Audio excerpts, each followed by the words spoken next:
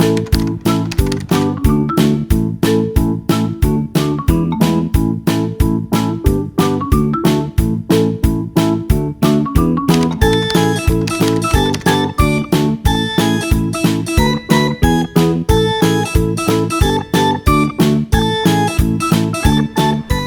दोस्तों, आइए इस वीडियो में हम कुछ इम्पॉर्टेंट एस्पेक्ट्स देखते हैं, कुछ रोल्स देखते हैं मॉलिक्यूलर फाइलोजेनी के। इस एस्पेक्ट से देखेंगे कि मॉलिक्यूलर फाइलोजेनी का कहाँ कहाँ इस्तेमाल करके किस किस तरीके से हम आउटपुट निकालते हैं। बेसिकली ये देखेंगे कि मेजर तौर पे कि फाइलोजेनी का यूज़ कहाँ पे है, फाइलोजेनेटिक ट्री बना के हम बेसिकली क्या क्या समझ सकते हैं उससे। आइए सीखते हैं।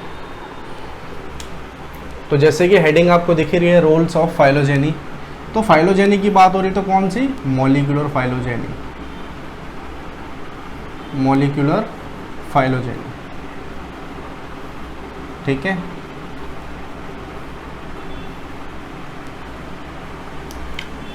तो पहले पॉइंट पे चलते हैं। पहला रोल क्या हो सकता है भाई फाइलोजेनी का? अंडरस्टैंड the evolutionary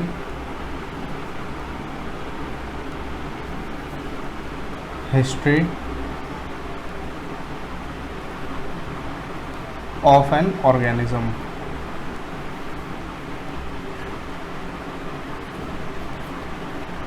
ठीक है। तो भाई किसी भी ऑर्गेनिज्म की एवोल्यूशनरी हिस्ट्री हम पता लगा सकते हैं फाइलोजेनेटिक ट्री के द्वारा, बेसिकली मॉलिक्यूलर और फाइलोजेनी के द्वारा, ठीक है। कोई सी भी स्पीशीज है, बेसिकली इसमें हम कंपेयर करते हैं, कंपैरिजन करते हैं, और उसमें ना कि हिस्ट्री निकाल सकते हैं बल्कि कितने टाइम में कितनी म्यूटेशंस हुई उस स्पीशीज में, पर्टिकुलरली कितने टाइम में उसका एवोल्यूशन हुआ, उस स्पीशीज के कॉमन एंसेस्टर्स हम निकाल सकते हैं, कौन से मतलब उस स्पीशीज के कौन से स्पीशीज ज़्यादा क्लोज है ये भी हम पता लगा सकते हैं। तो बहुत सारी चीज़ें कर सकते हैं, एक एक करके सबको देख रहे हैं, ठीक है। तो बेसिकली एवोल्यूशनरी हिस्ट्री हम पता लगा सकते हैं किसी भी ऑर्गेनिज्म की फाइलोजेनी के द्वारा, ठीक है। नेक्स्ट पॉइंट पे चलते हैं। Assist in the epidemiology, epidemiology of infectious disease।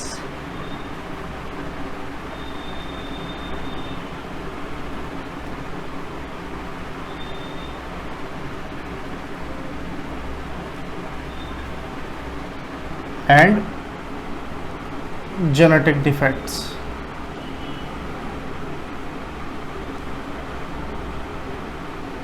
ठीक है, इसको समझते हैं भाई, इस पॉइंट को, इसमें बोला क्या जा रहा है बेसिकली, ठीक है। तो एपिडेमियोलॉजी यहाँ पे एक नई टर्म आई है। एपिडेमियोलॉजी का बेसिकली जो मतलब होता है कि भाई एक्चुअली मेडिसिन की ब्रांच है एपिडेमियोलॉजी, जिसके अंदर हम इंसिडेंसेस ज़्यादा पॉपुलेशन के अंदर स्प्रेड होता है जैसे डिजीज का किसी भी, उसको क्या कर सकते हैं?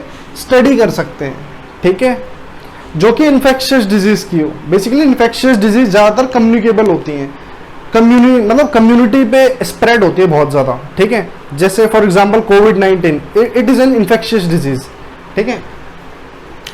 और जेनेटिक डिफेक्ट्स, जितने भी जेनेटिक डिफेक्ट होते हैं इसमें भी हम इसको इलेबोरेट कर सकते हैं फाइलोजेनी के द्वारा, ठीक है। इसको और डिटेल में स्टडी कर सकते हैं, इस फील्ड को इसमें जोड़ के बेसिकली इंटीग्रेट कर दे अगर जेनेटिक डिफेक्ट्स को फाइलोजेनी के साथ, ठीक है। नेक्स्ट पॉइंट पे चलते हैं दोस्तों। अंडरस्टैंड्स माइक्रोबियल इकोलॉजी,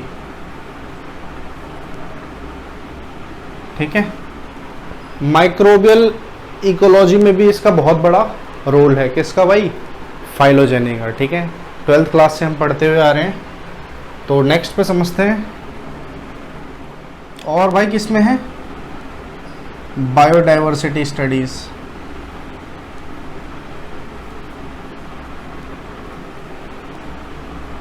बेसिकली इसमें हम क्लासिफिकेशन करते हैं on the basis of Robert Whittaker 5 kingdom classification आपने पढ़ा ही होगा। तो क्लासिफिकेशन करते हैं अलग अलग प्लांट स्पीशीज़ का, एनिमल स्पीशीज़ का, ठीक है। उसके अंदर भी फाइलोजेनी बहुत इंपॉर्टेंट रोल प्ले करता है, बेसिकली बायोडाइवर्सिटी के अंदर, ठीक है। नेक्स्ट पॉइंट पे चलते हैं। Aids in predicting the function of novel genes. Novel genes भाई वो जीन्स होते हैं जो कि नई मतलब नए तौर पे एक तरीके से इन्वेंट हुई है, नई डिस्कवरी हुई है, तो उनको नोवल जीन्स बोलते हैं। तो उनके फंक्शंस को भी हम प्रिडिक्ट कर सकते हैं। बेसिकली एग्जैक्ट फंक्शन नहीं होता ये होता है अप्रोक्सीमेशन फंक्शन, कि हाँ उस जीन का वो फंक्शन हो रहा होगा। तो इस तरीके से करते हैं बेसिकली। जब ट्री बन के आता है हमारा, तो आई होप आपको ये ट्री विजिबल हो रहा होगा। तो ये ट्री आता है, मान लो ये जीन ए है, ये जीन बी है, जीन सी है। तो ये एस्टिमेशन लगाया जाता है कि भाई जो जीन ए है ना वो लगभग क्लोजली रिलेटेड है जीन बी के, ठीक है। तो ये दोनों जीन्स क्या हैं, ए और बी, एक दूसरे के क्लोजली रिलेटेड है, क्योंकि इनका कॉमन एंसेस्टर है जो वो ये है, दोनों का क्या है, सेम है।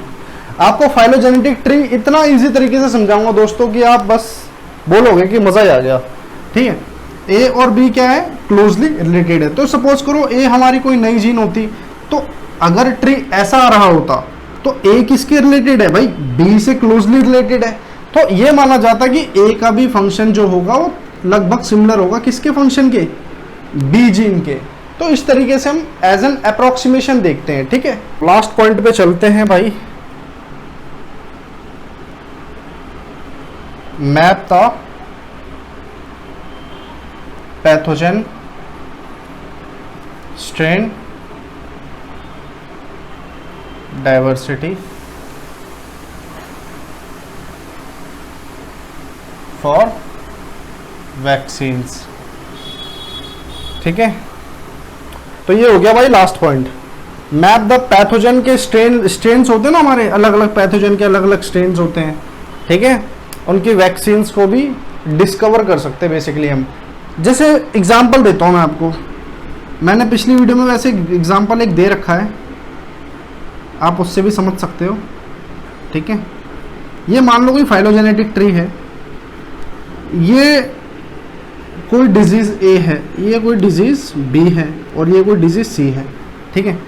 तो माना हमने ये माना कि दोस्तों हमारी जो डिजीज ए है ये हमारी अननोन डिजीज है, ठीक है। इसके बारे में अभी कोई जानकारी नहीं है कि इसको कौन सी दवा से ट्रीट किया जाएगा, किस तरीके से इसको ट्रीट करा जाएगा, किस तरीके से इसको हैंडल किया जाएगा, ठीक है। और इसके एडवांटेजेस डिसएडवांटेजेस हमें कुछ भी नहीं पता अभी। तो एक तरीके से ए क्या है, नई है हमारे लिए, नोवल है एक तरीके से, ठीक है। तो हमने फाइलोजेनेटिक ट्री कंस्ट्रक्ट करवाया अगेंस्ट अ डिजीज के डाटाबेस के अगेंस्ट, ठीक है। तो ऐसा मान लो, मैं एक एग्जांपल दे रहा हूँ समझने के लिए। तो मान लो ऐसा ट्री बन के आया फाइलोजेनेटिक ट्री, ठीक है। तो ए जनरली बी के क्लोजली रिलेटेड है, तो हमें तो बी का भाई डिजीज का नाम पता है, उसके प्रिकॉशंस, उसके फंक्शंस, उसके जो इन्फेक्ट करेगा, इन्फेक्टिव एजेंट्स वगैरह सब कुछ हमें पता ही है बी का। तो हम ये प्रिडिक्ट कर लेंगे यहाँ से कि भाई बी है ना जो डिजीज, बी से क्या लिंक है, ए भी लगभग थोड़ा सिमिलर है, ठीक है, लिंक है, क्लोजली रिलेटेड है, ठीक है। तो बी की दवाइयों से हम क्या ट्रीट कर लेंगे, कभी कभी ए को भी ट्रीट करने की कोशिश करेंगे।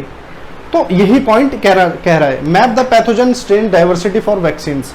और पैथोजन के स्ट्रेन्स को भी, जैसे स्ट्रेन्स हमने पढ़े ई कोलाई के अंदर ग्राम पॉजिटिव ग्राम नेगेटिव, अलग अलग कहने का मतलब वैरायटी होती है किसी भी डिजीज की, जैसे फंगस की हो गई, ठीक है, वायरसेस की हो गई। तो स्ट्रेन्स अलग अलग होते हैं, स्ट्रेन्स की डाइवर्सिटी को भी अलग अलग वैक्सीन से ट्रीट कर सकते हैं। तो इसके द्वारा करते हैं बेसिकली, वो यही फंडा होता है, ठीक है। तो दोस्तों आपको वीडियो कैसा लगा, अगर अच्छा लगा हो तो लाइक शेयर कर देना और चैनल को सब्सक्राइब किए बिना मत जाना, ठीक है।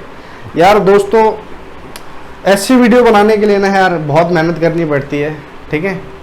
तो मिलते हैं नेक्स्ट वीडियो में, जब तक के लिए आराम से पढ़ना अच्छे से, ठीक है। Thanks for watching.